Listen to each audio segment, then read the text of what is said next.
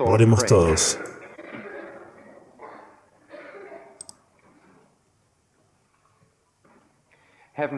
Padre Celestial, apenas podemos empezar a imaginar cómo sería una semana sin domingo. A veces hemos tenido que prescindir de la oportunidad de reunirnos con tu gente.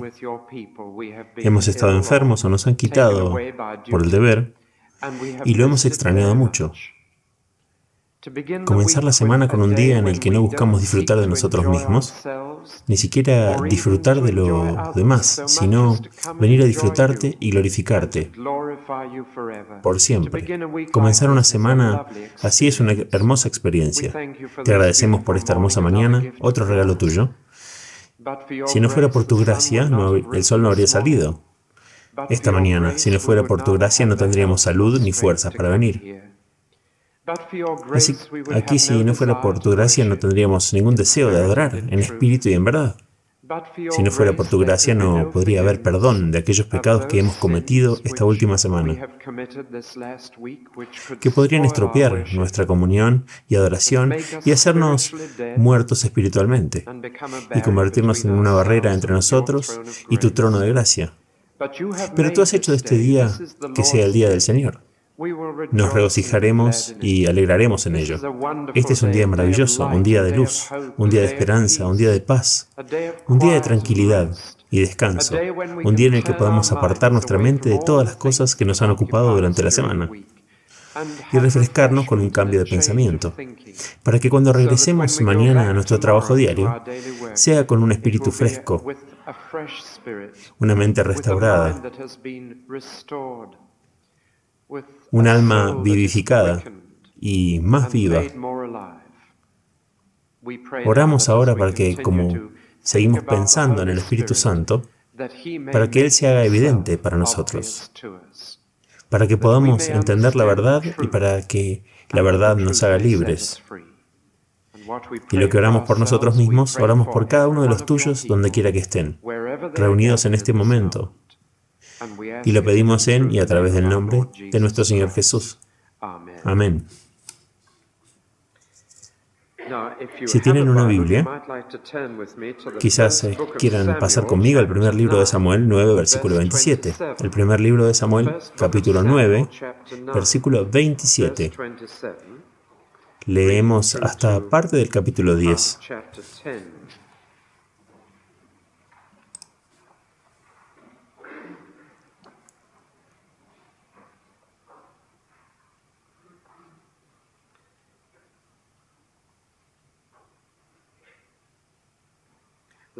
La historia es que Saúl ha sido enviado a buscar unos asnos perdidos por su padre. Y en el camino se topa con el profeta Samuel, quien le da un mensaje extraordinario. De hecho, que él iba a ser el primer rey de Israel. Y Saúl va buscando las asnas, versículo 27. Mientras bajaban a las afueras de la ciudad, Samuel le dijo a Saúl: dile al criado que pase delante de nosotros. Y cuando hayas pasado, tú mismo detente aquí un rato, para que yo te avise la palabra de Dios.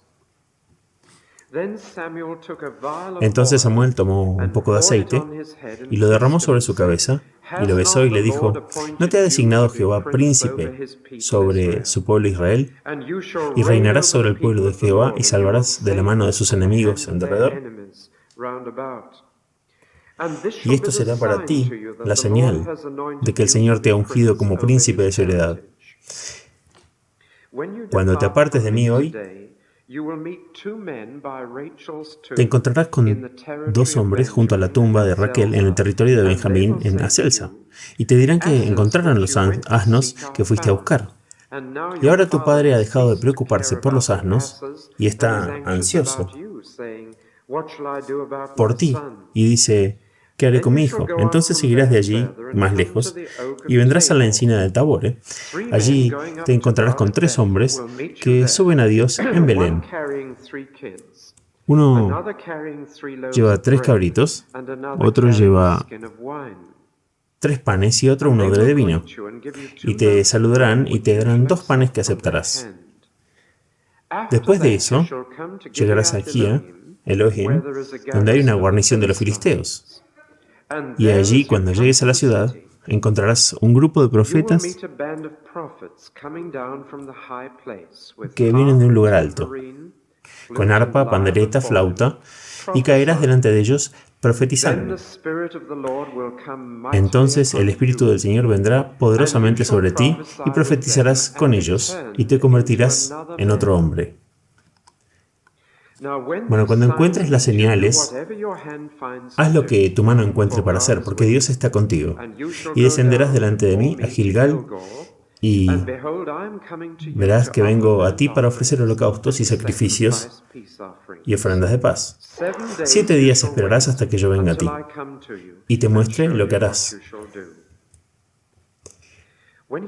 Cuando él le dio la espalda para dejar a Samuel, Dios le dio otro corazón. Y todas estas señales sucedieron. Ese día, cuando llegaron a Gilgal, he aquí, un grupo de profetas salió a su encuentro, y el Espíritu de Dios vino poderosamente sobre ellos, sobre él, y profetizó entre ellos.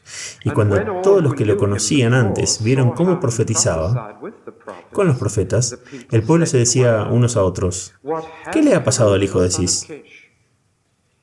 ¿También está Saúl entre los profetas? Y un hombre del lugar respondió: ¿quién es su padre? Por eso se hizo proverbio: ¿está Saúl también entre los profetas? Y cuando terminó de profetizar, llegó al lugar alto. Y el tío de Saúl le dijo, y a sus siervos: ¿a dónde fueron? Y dijo: a buscar las asnas. Y cuando vimos que no se encontraban, fuimos donde Samuel.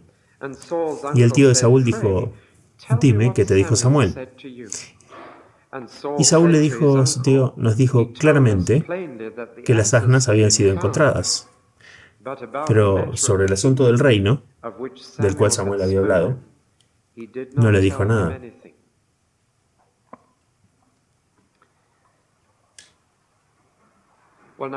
Bueno, he decidido posponer la segunda mitad del sermón de la mañana del domingo pasado y lo retomaremos en una etapa posterior. Quiero comenzar esta mañana haciendo lo que les prometí que haría a través de la Biblia, mirando todo lo que la Biblia dice sobre el Espíritu Santo. Y por lo tanto, esta mañana quiero hablar sobre el Espíritu Santo en el Antiguo Testamento. No hay tanto sobre él como en el Nuevo, pero hay mucho. Y les voy a dar un texto. Entonces el Espíritu del Señor vendrá poderosamente sobre ti y serás convertido en otro hombre. Serás convertido en otro hombre. Y este es el tema de todo el Antiguo Testamento en relación al Espíritu Santo. Que el poder del Espíritu Santo viene sobre un hombre y lo convierte en otro hombre. Otro tipo de carácter. Otra persona, capaz de hacer cosas que nunca antes había podido hacer.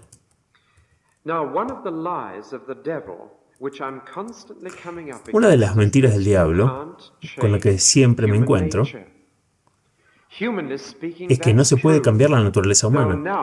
Hablando desde un punto de vista humano, eso es cierto, aunque ahora hemos entrado en la era del lavado de cerebro, cuando los científicos han descubierto que cierta manipulación psicológica del ser humano puede, de hecho, cambiar su carácter. Que las drogas pueden cambiar su carácter. Las descargas eléctricas pueden cambiar su carácter. Y por eso vivimos en una época en la que la gente no se siente segura al decir con tanta frecuencia que no se puede cambiar la naturaleza humana. Pero cada una de estas formas modernas de lavar el cerebro a un hombre, cambiar su perspectiva, cambiar su carácter, lo deja menos persona de lo que era antes y lo hace más una máquina. Creo que hemos visto algunos de los resultados en las técnicas de lavado de cerebro utilizadas detrás de la cortina de hierro durante los últimos 20 años. Y uno siente que ha destruido al hombre, que no es un ser humano, es una máquina. Es un perro pavloviano que da el tipo correcto de respuesta al estímulo correcto. Pero ya no es otro hombre. Se ha convertido en algo menos que un hombre. Solo hay un poder en todo el universo que puede tomar a un hombre y transformarlo en otro hombre y hacerlo más hombre de lo que era antes, y no menos. hacerlo más ser humano, más personalidad, y ese es el poder del Espíritu Santo. Estoy impresionado con el hecho de que en el Nuevo Testamento, cuando la gente de Pentecostés se llenó del Espíritu Santo, no se convirtieron en autómatas, no se convirtieron en robots, no se convirtieron en personas mecánicas. Se volvieron más intensamente ellos mismos que nunca antes. Se convirtieron personajes más atractivos, se convirtieron en personalidades más grandes, por derecho propio. Y en el resto del Nuevo Testamento, las personalidades de Juan, Pedro y Pablo siguen siendo muy diferentes entre sí, incluso más diferentes. Y sin embargo, de alguna manera, son personas nuevas. De alguna manera se han convertido en otros hombres. Bueno, ese es el tema. Esta mañana, a lo largo del Antiguo Testamento, leemos este tipo de frase. El Espíritu Santo vino sobre alguien. El Espíritu Santo fue derramado sobre alguien. El Espíritu Santo llenó a alguien. Y el resultado inmediato fue que se convirtieron en otros hombres u otras mujeres. Hay una o dos mujeres que están llenas del Espíritu Santo en el Antiguo Testamento, aunque en su mayoría son hombres. Bueno, antes de llegar a eso, ¿puedo comenzar con la primera página de la Biblia? El Espíritu Santo está mencionado desde el principio. ¿Se dan cuenta de que Dios el Padre, Dios el Hijo y Dios el Espíritu Santo trabajaron juntos para hacer el mundo en el que vivimos? Estaban los tres involucrados. Estaban todos ahí en el capítulo 1 del Génesis. Sin Cristo, nada de lo que fue hecho ha sido hecho. Cristo hizo las estrellas y los árboles con su Padre. Algunas veces mi hijo y yo nos juntamos para armar algún juguete de plástico y padre e hijo trabajamos juntos en ello. Por supuesto es una tarea para mí, como se darán cuenta. Al igual que jugar con trenes es una tarea terrible para los hombres adultos y para los padres. Tengo una fotografía en casa, tomada en mi 6º cumpleaños, y muestra a mi padre y a un amigo, un gerente de banco, en el suelo, y ellos me armaron el tren en mi 6º cumpleaños. Y por supuesto, fue muy amable de su parte hacer todo lo posible para hacer esto. Pero es encantador cuando padre e hijo pueden trabajar juntos en algo y hacer algo juntos. Hay un compañerismo entre ellos que es creativo, y el padre y el Hijo juntos crearon el mundo. Sin Cristo nada fue hecho. Pero la verdad adicional que ahora quiero traerles es que el Padre y el Hijo trabajaron con el Espíritu, que los tres estaban trabajando juntos para crear este maravilloso universo que la ciencia ahora está explorando. Por eso tenemos en casi el segundo versículo, tenemos el segundo versículo mismo que el Espíritu de Dios estaba meditando sobre las aguas. Ahora, ¿por qué nos dice eso? Porque quiere que sepamos que desde el principio, que cuando el Espíritu Santo opera, el orden surge del caos. Y todo lo que va en dirección contraria no es del Espíritu Santo. Dios es un Dios de orden, no de la confusión. Y cuando el Espíritu Santo viene sobre el caos, produce orden, no produce más caos. Y por eso, sobre lo que no tiene forma y caótico que Dios el Padre había hecho, el Espíritu estaba moviéndose, la palabra hebrea literal es flotando. ¿Han visto un halcón flotando en el cielo, casi inmóvil, mirando las cosas que están sucediendo abajo? Ese es el verbo usado aquí. Y desde el principio casi se nos dice que pensemos en el Espíritu Santo, que es como un pájaro flotando sobre lo que está sucediendo. Esa es una imagen que aparece nuevamente en el Evangelio de Juan, donde cuando Jesús fue bautizado, mientras estaba de pie, después de estar en el agua, orando, el Espíritu Santo se cernió sobre él y el orden de la vida de nuestro Señor se debió a que el Espíritu Santo trajo el orden de Dios. Y uno tiene la impresión de la vida de nuestro Señor de que nunca tuvo prisa, nunca tuvo demasiado que hacer, siempre estuvo ocupado, tenía una vida ordenada que era capaz de hacer todo lo que Dios quería que hiciera.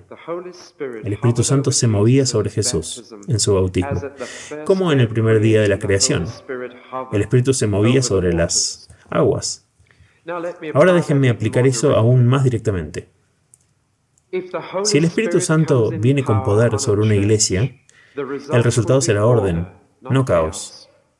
El resultado no será el tipo de ruido sin propósito, el tipo de actividad que es perturbadora y caótica. El resultado de la venida del Espíritu Santo será traer el orden de Dios a esa iglesia. Puede perturbar el orden que ya está allí, porque ese orden puede ser un orden humano, que no es de Dios. Pero no será un caos. Construirá, no destruirá. Y cuando el Espíritu Santo realmente opere, habrá un orden y una decencia que es de Dios. Es una de las pruebas del poder del Espíritu Santo. ¿Esto trae orden o caos? El Espíritu Santo inquieta. Luego, en el capítulo 2 del Génesis, tienes a Dios respirando, y la palabra espíritu y aliento son la misma.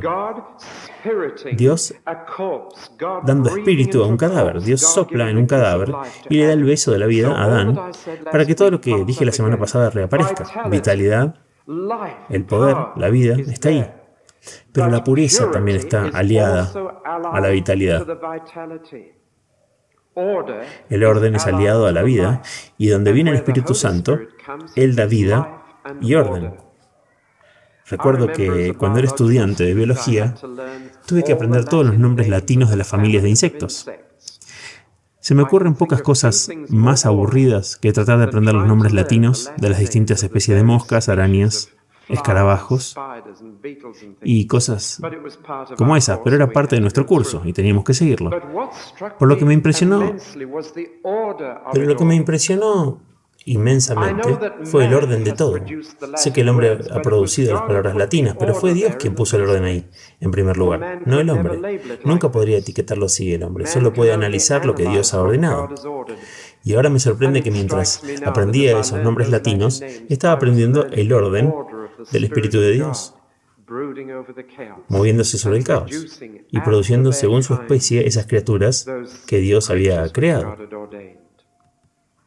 Bueno, suficiente para el comienzo de la Biblia, pero ahora déjenme echar un vistazo a todo el Antiguo Testamento.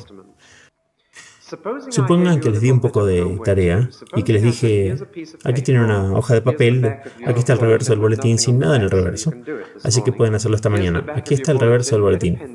Consigan un bolígrafo. Quiero que escriban los nombres de todas las grandes personas del Antiguo Testamento, tantas como puedan recordar. Creo que probablemente llegarían a unas 30 o 40 si se esfuerzan y conocen bien su Biblia. Podrían escribir a Abraham, Moisés, Josué, Gedeón. Tengo una pequeña lista aquí. Sansón, Saúl, David, Salomón y todos los demás. ¿Saben que si revisan, encontrarán que hay una declaración sobre cada nombre que han escrito que conecta a esa persona con el Espíritu Santo?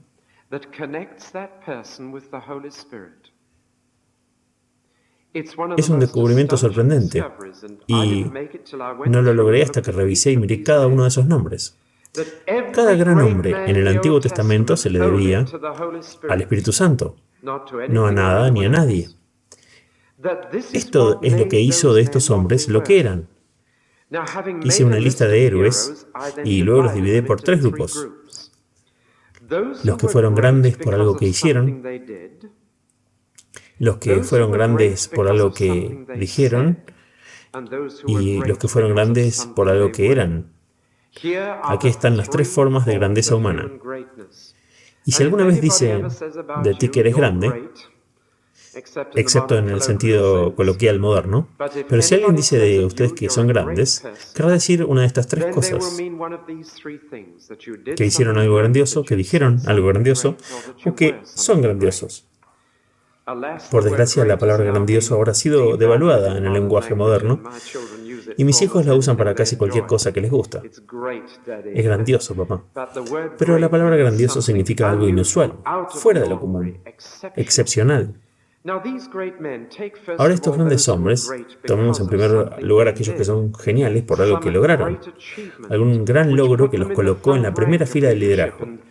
Y los nombres que he mencionado cubrirán a las personas que hicieron grandes cosas. ¿Cómo obtuvieron esa grandeza? ¿Por herencia? ¿Educación? ¿Del ambiente? Así es como la gente consigue grandes cosas hoy. Tienes que nacer grande o tienes que recibir algo de grandeza. Pero vendrá de tu herencia y heredas algún coeficiente intelectual o ciertas cualidades físicas y mentales que te harán grande. O tienes que tener el tipo de entorno y experiencia, educación, capacitación y entorno que te permitirán hacer grandes cosas. Alguien ha hecho recientemente una tesis sobre la grandeza humana y ha descubierto que la grandeza llega en los primeros años de la vida, antes de los 30 o después de los 50. Por lo que lamento decepcionar a aquellos de ustedes que están entre las dos. Es poco probable que sean geniales. Pero la genialidad, la verdadera grandeza, llega temprano o tarde. Y muchos de los grandes genios del mundo eran famosos mucho antes de los 30. O ya los tenían o fueron un largo periodo de desconocidos y luego florecieron tarde en la vida. Pero están hablando del genio que es hereditario o del medio ambiente. Están hablando de grandeza que vino de algún factor terrenal. Pero cuando estudio a los grandes hombres del Antiguo Testamento, no hay indicación alguna, ya sea de grandeza hereditaria o por factores ambientales. Cuando miro a mi grupo de héroes, descubro que eran personas desesperadamente comunes, corrientes, sin una gran crianza clásica en su árbol genealógico, ni un sistema educativo que pudiera producirlos. ¿Cómo entonces pudieron hacer cosas maravillosas? La respuesta es que el Espíritu Santo los convirtió en otros hombres en algún momento de su historia. Recuerdo llevar a un grupo de niños una vez en un aniversario de la escuela dominical y les pedí a los niños que levantaran la mano a los que creían que conocían el nombre del hombre más fuerte de la Biblia. Todos levantaron la mano y le pregunté a algunos. Sansón, por supuesto. Y dije, mal. Y se veían bastante destrozados. Y estoy seguro de que un psicólogo me diría que me equivoqué al adoptar este enfoque. Probablemente establecí represiones e inhibiciones en no sé cuántos niños de escuela dominical, pero dije que no lo era. Así que dije, bueno, ahora ¿cuántos de ustedes creen que pueden decirme el nombre del hombre más sabio de la Biblia? Otra vez todas las manos arriba. Bueno, ¿quién es? Salomón. No, dije, está también mal. Y me miraron aún más desconcertados. Comenzaron a mirar con lástima al predicador, tanto como a decir, este tipo simplemente no sabe nada. Hemos escuchado todo esto durante años. Fue muy interesante ver a los adultos de la congregación luciendo un poco desconcertados también. Verán, según mi Biblia, Sansón era terriblemente débil por naturaleza, por herencia, por su físico, terriblemente débil. Solo cuando el Espíritu del Señor vino poderosamente sobre él, pudo golpear a esos filisteos con un golpe mortal, con la quijada de un asno, o llevar a las puertas de la ciudad 30 millas. Solo cuando el Espíritu del Señor vino poderosamente sobre él, era fuerte. El error fue llegar a un punto en que se creyó fuerte y dijo, voy a salir como otras veces y acabaré con estos filisteos. Pero no se dio cuenta que el Señor se había apartado de él cuando lo ataron con una cuerda. Era tan débil como un gatito por naturaleza, pero cuando el Espíritu del Señor vino sobre él, podía hacer cosas poderosas. Este es un caso de fuerza física. Déjenme tocar otro caso ahora. Las personas varían en si son útiles con sus manos. Algunos maridos realmente pueden ser útiles en la casa, pueden hacer un techo, eso es todo un logro, pueden clavar un clavo derecho, pueden hacer tantas cosas que puedo distinguir algunos al mirarlos ahora. Puedo mirar sus caras, las caras de sus esposas y darme cuenta. Ahora, algunos maridos simplemente no tienen remedio. Tendrán que poner yeso para arreglar la pared y algunos de nosotros simplemente no podemos hacer estas cosas. Hay un hombre mencionado en el Antiguo Testamento que no podía hacer cosas prácticas, no podía trabajar con las manos. Su nombre es Bezaleel. Y este hombre, lo siento, déjenme fijarme. Sí, Bezaleel. Pensé que era Bisel por un momento. Bezaleel. Ahora Bezaleel era un hombre que podía dar un clavo en el clavo. Era un hombre que no tenía dones. Y sin embargo Dios llamó a este hombre para que fuera uno de los artesanos para levantar el tabernáculo, que era un proyecto de 300.000 personas e iba a ser absolutamente perfecto. Y debía ser lo mejor para Dios. Y dice simplemente que el Espíritu Santo vino sobre Bezaleel, se convirtió en un maestro artesano y tenía dones que nunca antes había tenido para trabajar metal, madera y piedra. Bueno, eso es lo que sucedió para él. Tomemos uno o dos más. No solo hay logros físicos, hay logros mentales. ¿Alguna vez han oído hablar de un hombre que ora mientras duerme? No sé si alguna vez han orado mientras duermen.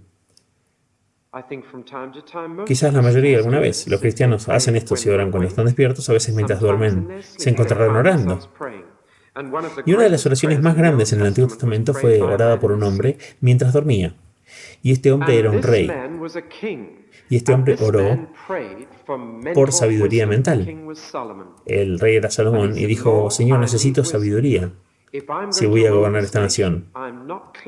No soy suficientemente inteligente. Sabía perfectamente bien que era un hombre tonto. Y por naturaleza era tonto, era uno de los hombres más tontos del Antiguo Testamento. Tenía 300 esposas y 700 concubinas. Eso no es un acto sabio. Es un triunfo de la esperanza sobre la experiencia. Pero es una tontería. Y de hecho arruinó el reino de Salomón. Pero Salomón oró pidiendo sabiduría. Sabía que era un tonto y oró por sabiduría y pidió sabiduría a Dios y Dios le dijo: te la daré porque no pediste dinero, ni salud, ni nada que otras personas pedirían. Pediste sabiduría, te la voy a dar.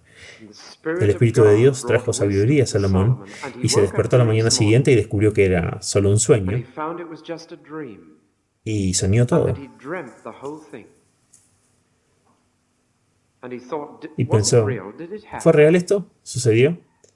Y ese mismo día entraron en su palacio dos mujeres, ambas reclamando el mismo bebé. Habían estado viviendo juntas, cada una tuvo un bebé. Uno había muerto y esta dijo que fue el bebé de la otra, el que murió, y esta decía que era el bebé de esta, el que murió. La sabiduría era muy necesaria para un hombre que intentaba sobrellevar la situación con dos mujeres enojadas entre ellas. Salomón dio la respuesta más sabia que se le pudo haber dado. Dijo: bueno, corten al bebé por la mitad y le dan la mitad a ella y la mitad a la otra. Inmediatamente, la que no era la verdadera madre dijo que por ella estaba bien. Pero la verdadera madre prefería ver a su bebé vivo en manos de otra persona. Y dijo: está bien, déjenla tener el bebé. Y Salomón supo que él tenía la respuesta y se dio cuenta de que su oración había sido respondida. Y el Espíritu Santo le había dado sabiduría. Y mientras el Espíritu Santo estaba sobre él, pudo producir el libro de Proverbios. Pudo tomar las decisiones más sabias. Pero como Sansón antes que él, cuando Salomón dejó de confiar en la sabiduría del Espíritu y estaba sin el Espíritu, se produjo el caos. Ese es el primer grupo de héroes en el Antiguo Testamento, los que tuvieron grandes logros, que hicieron grandes cosas. Ahora paso al segundo grupo, los que fueron grandes porque dijeron grandes cosas.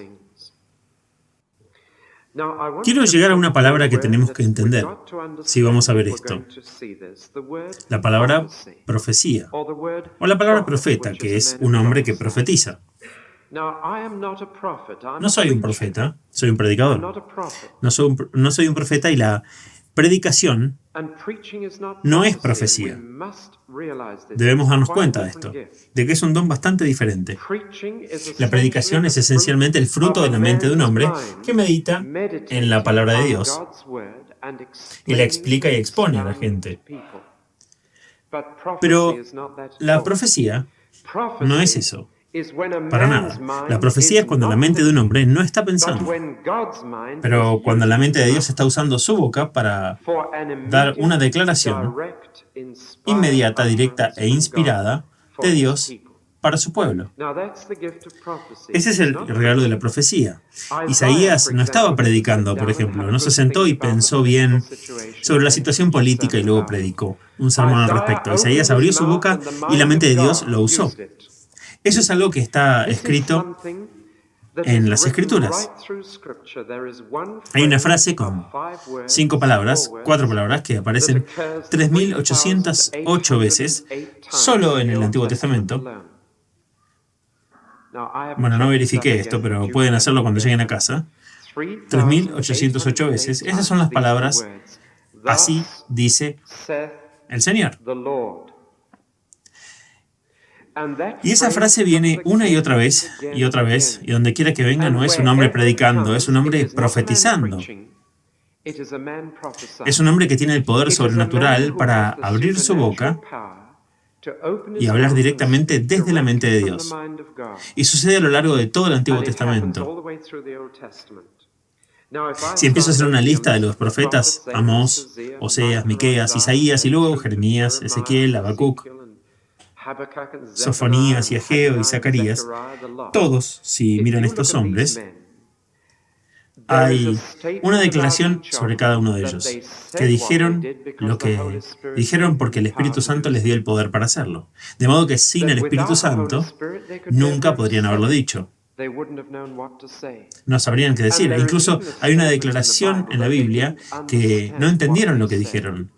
Y esa es una declaración de Simón Pedro en el Nuevo Testamento, que dijeron cosas sobre el futuro que no entendieron, y que hablaron entre ellos sobre lo que han dicho y no entendieron. Esto es profecía. Y empieza muy atrás en el Antiguo Testamento. Abraham fue un profeta. Se describe a Moisés como un profeta. Fue un gran líder, pero también fue un profeta. ¿Cómo creen que recibimos los 10 mandamientos y la ley de Dios? De Moisés. Se sentó y pensó en un nuevo sistema ético. Consultó al profesor de estudios legales avanzados de la corte de Hammurabi. ¿Qué hizo? No. Profetizó. Y las palabras vinieron de la mente de Dios. Y uno va a través de la Biblia y encuentra que cada profeta tenía este don de sus cuerdas vocales, que estaban completamente disponibles para la mente de Dios. Y una de las historias más extraordinarias en el Antiguo Testamento sobre el Espíritu de Dios es cómo el Espíritu de Dios permitió que un burro hablara palabras inteligibles y racionales. Los burros tienen cuerdas vocales. Si alguna vez han tenido un asno en un campo detrás de tu parque, lo sabrán. Y Dios puede controlar un burro o las cuerdas vocales de un asno tan fácilmente como Él puede controlar las cuerdas vocales de un hombre para producir un habla inteligible. Y a menos que veamos que el Espíritu de Dios tiene este poder de control, la historia del asno de Balaam será un completo misterio para nosotros. Pero está ahí. Y el mismo Espíritu que es capaz de hacer que un Isaías, un Jeremías, Ezequiel hablen palabras de Dios, pueden hacer que el asno de Balaam también hable palabras. Eso amplía tu fe.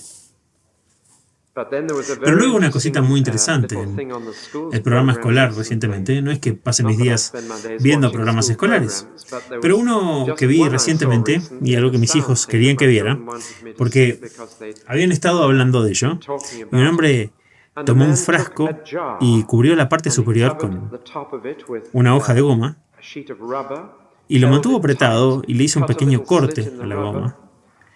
Y luego tenía un émbolo que subía y bajaba por dentro, y al manipularlo y bombear aire a través del pedazo de goma mecánicamente, pudo hacer que dijera muy claramente como un bebé: mamá, mamá. Y estaba demostrando que todo lo que necesita es alguien para manipular las cuerdas vocales para hacerle decir lo que uno quiere. Y podría ser esta máquina tan simple que un niño podría convertirla en una máquina parlante. Bueno, estoy diciendo que Dios, el Espíritu Santo, reinando sobre la naturaleza, puede hacer lo mismo. Y los profetas son precisamente eso sucediendo. Esto les permitió hacer dos cosas. En primer lugar, hacer un diagnóstico completamente preciso del presente. Y en segundo lugar, hacer un pronóstico completamente preciso del futuro. Estas son dos cosas que están completamente más allá de nuestra mente humana. Podemos hacer algún tipo de diagnóstico del presente, podemos hacer algún tipo de conjetura sobre el futuro, pero solo la mente de Dios puede decirnos exactamente qué está pasando mal en el presente y exactamente qué sucederá en el futuro. Y los profetas eran hombres que podían hacer ambas cosas. Esta es una declaración del profeta Miqueas. Déjenlo hablar por ello. Realmente estoy lleno del poder del Espíritu del Señor y declaro a Israel su pecado. Por cierto, es interesante que el Espíritu Santo generalmente enviaba a un profeta cuando las cosas iban mal. Es por eso que siempre hay profetas de la perdición, de la maldición. Y aunque tienen esperanza para el futuro, siempre criticaron el presente. Y eso los hizo muy impopulares. Por eso que Jesús habló de los profetas. Recuerdo lo que un viejo y querido predicador me dijo. Era un hombre muy sencillo, un hombre que no había tenido educación para hablar, un hombre que pasaba sus días trabajando con sus manos, pero era un gran predicador. Y una vez le pregunté sobre su predicación y le dije, ¿cómo empezaste a predicar? Y recuerdo que me dijo esto, dijo, bueno, ¿saben? Si Dios pudiera usar el asno de Balaam para hablar de manera inteligente, Él podría usarme a mí. Así que dijo, simplemente lo dejé. Ese fue un pequeño dicho muy interesante. Si Dios pudo hacer que un asno hablara, Él podría usarme. Así que simplemente lo dejo. Eso es lo que estoy diciendo. Cada persona en esta iglesia podría hacer algo grande para Dios. Podría decir algo grande para Dios, por el poder del Espíritu Santo. Incluso si no tienes dones naturales, incluso si tu herencia es toda baja, incluso si tu entorno no te ha dado la oportunidad, todos pueden hacer esto. Porque el Espíritu Santo no hace excepción de personas y puede usar a cualquiera que esté dispuesto. Ahora vengo a mi tercer grupo de héroes, aquellos que fueron grandes por algo que fueron. Creo que supongo que esta es la grandeza más grande de todas. Podemos ser recordados por las grandes cosas que hemos hecho, por las grandes cosas que hemos dicho, pero ser recordados por las grandes cosas que fuimos. En una pequeña capilla en Cumberland, que una vez visité, la pared estaba revestida con losas de mármol. Podías leer la historia de la iglesia en ellas. ¿Saben? Tal y tal, era esto y aquello y lo otro, y cada losa tenía un largo ensayo, todo sobre la persona, cada cosa que había hecho mientras estaba vivo. Caminé alrededor de la iglesia y estos grandes tributos alrededor de las paredes y de los dignos antepasados de la iglesia, hasta que llegué a una pequeña placa, justo al final del director de la escuela. Y en lugar de un ensayo largo y lleno de palabras sobre sus logros y contribuciones, había 3 palabras: amable y bueno. Y en cierto sentido, mirar a todos los demás se trataba de lo que la gente hacía. Este se trataba de lo que él era. Y sentí que había llegado a la piedra más grande de todas. Así es como recordamos la verdadera grandeza de las personas, por lo que eran, no solo lo que decían y hacían. Bueno, ¿quiénes eran las personas más grandes del Antiguo Testamento? Bueno, les diré uno de ellos de inmediato, el rey David. Ciertamente era un hombre conforme al corazón de Dios. Se le describe así y es lo que llama la atención. Lo que más me interesa de David no es lo que hizo, aunque amplió las fronteras de Israel más que cualquier otro rey, no tanto lo que dijo, aunque dijo algunas cosas muy maravillosas, y tenemos el libro de los Salmos, gracias a él, pero de su vida obtengo la impresión de que lo mejor de David era lo que era. Y el departamento junior de nuestra escuela dominical esta mañana están estudiando la actitud magnánima de David hacia Saúl, cuando Saúl trató de matarlo. ¿Cómo perdonó a sus enemigos? Un gran hombre. ¿Cuál era el secreto de David? Descubres el secreto cuando David se equivocó y se metió en problemas. ¿Recuerdan el incidente cuando vio a Betsabé bañándose? Rompió 4 de los 10 mandamientos de un solo golpe. Codició a la esposa de su vecino, arregló el asesinato de Urías, de su marido en la batalla, así que mató, robó a su esposa, cometió adulterio, rompió 4 mandamientos de un solo golpe. Y el profeta de Dios vino a David y le dijo que había hecho mal. Y David se dio cuenta de que había perdido lo único que lo hacía lo que era. y se arrodilló y oró una oración pidiendo perdón. Una oración que vamos a usar esta mañana en adoración. Y él dijo, Señor, no quites de mí tu Espíritu Santo. Sé que no merezco tener un Espíritu Santo viviendo en mi vida ahora. No merezco tener ese poder para ser santo. Perdí el derecho. Pero te suplico, no quites de mí tu Espíritu Santo. Devuélveme el gozo de mi salvación. Perdóname, devuélvemelo. He pecado muy profundamente y me doy cuenta de que podría ahora quitarme el único poder que me hace lo que soy. Es una oración maravillosa. Hay muchas otras personas en las que uno puede ver, mirar, José era un hombre que podríamos ver. José es el único hombre en todo el Antiguo Testamento de quien nunca se registra una sola falla, a menos que cuentes que le contó sus sueños a sus hermanos y veas un poco de orgullo. No creo que lo fuera. Creo que se sorprendió bastante por su reacción. Pero cuando lees la historia de José no hay ni una sola falla en su carácter registrada. Debe haber habido fallas, pero no están registradas para nosotros. ¿Quieres saber el secreto de José, de cómo en una tierra extranjera, cuando fue atraído por la esposa de Potifar, pudo resistir aunque nadie lo supiera? ¿Quieres saber cómo pudo ser encarcelado injustamente y aún así ser amable con los prisioneros? ¿Quieren saber cuál era el secreto de un hombre que podía ser tan cruel con sus propios hermanos y luego perdonarlos y darles comida? ¿Quieren saber el secreto? Aquí está. El secreto está en Génesis 41 y dice que José era un hombre en quien estaba el Espíritu de Dios. Ahí está el secreto. Ahora ven hacia dónde se dirige todo esto, creo que es hermoso, es genial. La gente de la Biblia son personas comunes y corrientes, haciendo cosas extraordinarias. Personas iguales que nosotros, sin grandes ventajas, y están haciendo cosas extraordinarias. Están haciendo la obra de Dios por el Espíritu de Dios. Están siendo convertidos en otras personas. Y por lo tanto ya no están limitados a los dones naturales. Ellos también tienen dones sobrenaturales. Oro por el día en que cada uno de nosotros en esta iglesia se dé cuenta de que cada uno de nosotros podría hacer cualquier cosa por el Espíritu de Dios. Y dejé de decir que nunca podría hacer eso, nunca podría hacerlo. Esto está más allá de mí. Humanamente hablando, es así. Divinamente hablando, está dentro de tu capacidad, porque está dentro del poder del Espíritu Santo. El Antiguo Testamento, y esto termina mi estudio para esta mañana, cierra esperando dos sueños. Sueños revelados por los profetas. Dos esperanzas para el futuro en cuanto al Espíritu Santo. Y aquí están. Uno, que un día vendría un rey como David. Un hijo de David, que estaría perfectamente lleno del Espíritu Santo y podría hacer cualquier cosa, y decir cualquier cosa, y ser cualquier cosa. Esa esperanza se llama la esperanza del Mesías. Y la palabra Mesías significa ungido. Y en todo el Antiguo Testamento el aceite se usa como símbolo del Espíritu Santo. Y cada rey fue ungido con aceite, con una oración visible, para que Dios derramara el Espíritu Santo sobre ellos.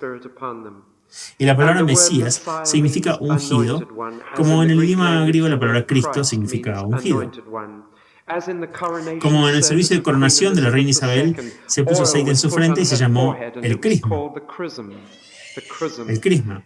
Era una oración para que ella pudiera ser ungida con el Espíritu Santo, y el Antiguo Testamento espera con ansias el día en que vendrá un rey que sea ungido con el Espíritu Santo